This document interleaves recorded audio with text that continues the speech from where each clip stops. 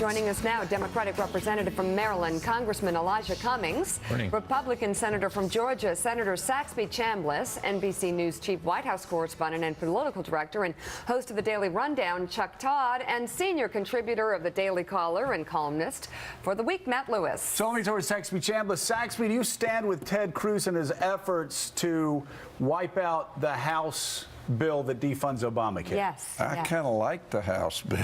That defunds Obamacare? Yeah. So you're not going to try to filibuster the House bill that defunds Obamacare? No, you know, Ted's doing what Ted needs to do for What exactly whatever is he reason. doing? What's he doing? It's not even a filibuster. I heard it's a phony filibuster. Well, I've heard it being called that. The fact is, we're going to vote at 1 o'clock. So it's not a filibuster. And he and Harry apparently worked out an arrangement for him to be allowed to speak up until then. And, you know. It's not a filibuster. What if we were talking while would you guys just vote while he was I'm talking? confused.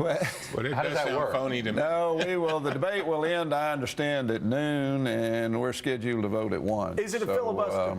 Well, no, it's not a filibuster. I mean, it's, look, you know, he feels passionate about this, and I understand that, and he wants to get a message out there. Right. That's It's great. a show of passion. Instead of focusing on what politically makes sense, which is these Democrats who now are going to have to cast a vote again for the worst piece of legislation that I've seen in my 20 years here. All the focus is on Ted Cruz. Giving a speech. But, again, the House passed a CR that defunds Obamacare. I don't know much about politics, but I'm just kind of confused. Why would I went to Alabama? Why would we can't add? Well, no, but that's only okay. have to add a number 1 every year. Roll Tide. But I don't understand, Saxby. If we have a bill in the Senate that defunds Obamacare, I thought that's what he wanted. Well, that's what you want, right? Poor Saxby. That's what you want, right? That's exactly what I'm going to vote for. You're going to vote to defund Obamacare. I'm going to vote to defund Obamacare. Good for you. Matt Lewis, you have a 6-step process for how we can defund Obamacare. And number 1, I think this is interesting. It is a meteor landing on my dear friend Joe Biden's head. This is not nice. I'm afraid to ask what number 2 through 6 is. Yeah. Well, look, I think the thing at the end of the day is Republicans are united in hating Obamacare. Hold on. We can't blow through these. Number 1, a meteor hits Biden's head. Number 2 is pretty good. Can we go back to 2? That after Biden's gone, President.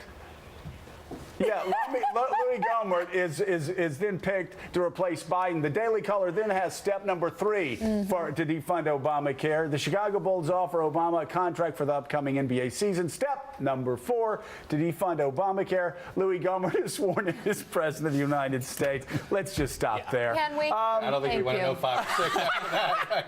Right? All right, so you guys obviously very tongue-in-cheek telling Ted Cruz to get a life. Well, yesterday my colleague Jamie Weinstein had a really good piece demanding that we defund Barack Obama's salary. If you vote for any budget that pays the president's salary, you support Obama.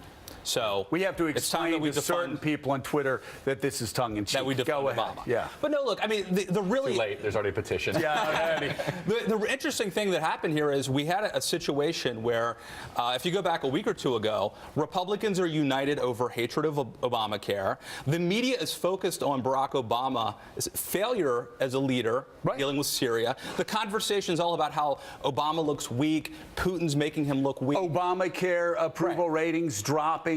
And somehow we found a way. Not we. Okay. Ted Cruz. Somehow some people found a way to make the conversation divisive on the right, where Republicans and conservatives are fighting each other, where if you disagree strategically on strategy, then tactics, you are tantamount to a Nazi appeaser. That's what he said. If you disagree with this surrender caucus. Surrender monkeys. What I don't understand is this.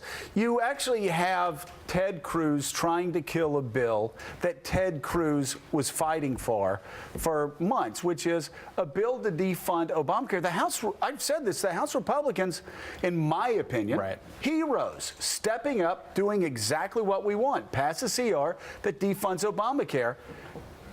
I don't understand why doesn't what's the Daily Caller's take on why Ted Cruz would fight that.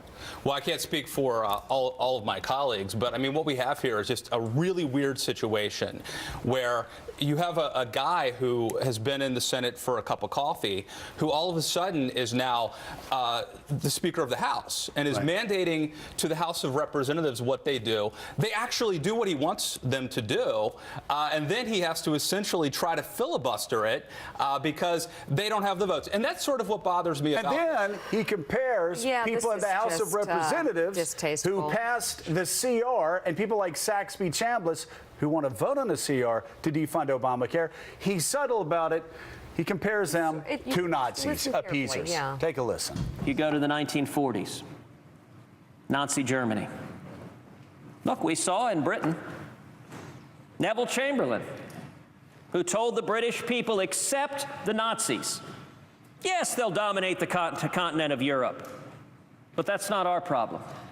Let's appease them. Why? Because it can't be done. I suspect those same pundits who say it can't be done, if it had been in the 1940s, we would have been listening to them. Then they would have made television. They would have gotten beyond carrier pigeons and beyond letters, and they would have been on TV, and they would have been saying, you cannot defeat the Germans. I would like to blame that on him being very tired in the middle of the night, maybe popping an Ambien talking. No, that was at 3 o'clock yesterday afternoon. Well, you know, there's Chuck, this is a fascinating dynamic. On the internet, where actually something where the left and the right do agree on one issue. I think it's what, Godwin's Law? Help me out here. That if you're using a Nazi reference, and that you've lost the debate. Like whatever it is, the minute you go to a Nazi reference, you might as well concede. You know, we were talking. We all like Mike Lee, right? Mike Lee's a nice guy, good guy. He seems like a really good guy. I mean, he's the one that wrote. You like Mike Lee, right? I love Mike Lee. We love Nobody Mike likes Lee. Mike Lee more than me. Who doesn't? What's Mike Lee doing? No, I love Mike Lee more than you do. Well, I think I was on before with Mike Lee. We had You and Mike were together. We love him. Nice, this is his idea. Where's Mike Lee? You think it seems like somebody he's stole been this there, but it does playbook. feel like it is odd. He wrote this, and it's like Ted Cruz said, "Oh, great, I'll take it as my own." Mike Lee, I'm going to put Ted Cruz on the paper. It is sort of odd, but Mike Lee's been okay with it, so what do you say? Somehow Ted Cruz has made this all about Ted Cruz. Yeah, I think so. I think. Elijah, you're loving this, aren't you? Why don't you just admit? What's the smile? This is like all the extras and No, first of all, I think it is about Cruz. Yeah. I think Cruz is trying to run for president. He's got people who love what he's doing, and he's doing it. The only problem with all of this is that he should be expediting the inevitable. He should be, but he's not. Let Chambliss vote on his bill. But everybody knows when they're going to send a clean bill to the House. On America's bill. On America's bill. To defund. Obamacare. Well, all right. Don't try that. Anyway, when it gets to the House, we're going to have a clean bill. And then the question is what is Boehner going to do? And I kind of think that what Boehner is going to probably do is come up with some other gimmick. It all depends on the Tea Party, who want to basically shut down the government. Can I ask you guys a question? What if Boehner attaches a provision that actually makes Congress live by the same rules on Obamacare that the rest of us have to live by? Would you guys support that and get rid of the exemption for Capitol Hill? I don't. It doesn't bother me so much for the members of Congress, but I do worry about the staff. I don't want the staff to have to. I want the staff to be okay. When we will be in a position. But if middle-class Americans have to live by this, then why should your staff be exempt? The problem. But the staff doesn't get any real special treatment. These are federal employees, and they should be treated like every other federal employee. Now, if we want to take every federal employee off of FEHBP, the current plan, put them on the exchange, hey, I'm okay with that, but our staff should be treated like everybody else. That would have been a much better argument. I mean, right or wrong, good or bad. If Republicans had said, this is the hill we're going to die on. Exactly. It's a populist position. Look, why shouldn't the staffer have to live on Obamacare if my uncle has to? Well, that's exactly what I said. This is the battle they should be having. Senator, and they could have rallied the nation around it. But I'm curious. There is Congressman Cummings said that there was going to be a clean CR. I've actually heard that there's some negotiation going on between the Senate Democratic leadership and some of you, some Senate Republicans, about actually trying to negotiate something that Boehner might be able to pass through the House without one more round of ping pong. Is that going to happen?